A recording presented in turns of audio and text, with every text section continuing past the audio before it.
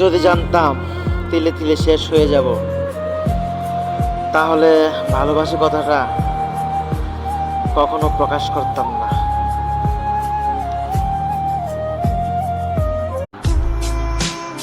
আমি তোমার শখের পুরুষ না হতে পারি, কিন্তু তুমি আমার শখের নারী সবসময় হয়ে থাকবে।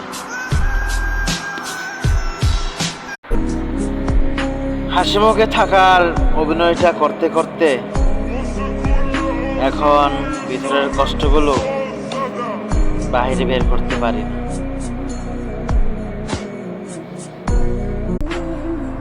এই দুনিয়াতে সবচেয়ে আজব জায়গা হচ্ছে হাসপাতাল, যেই জায়গা থেকে মানুষ কাঁদতে কাঁদতেও বাইর হয়, আবার খুশি হয়ে মিষ্টি প্যাকেট নিয়েও বাইর হয়।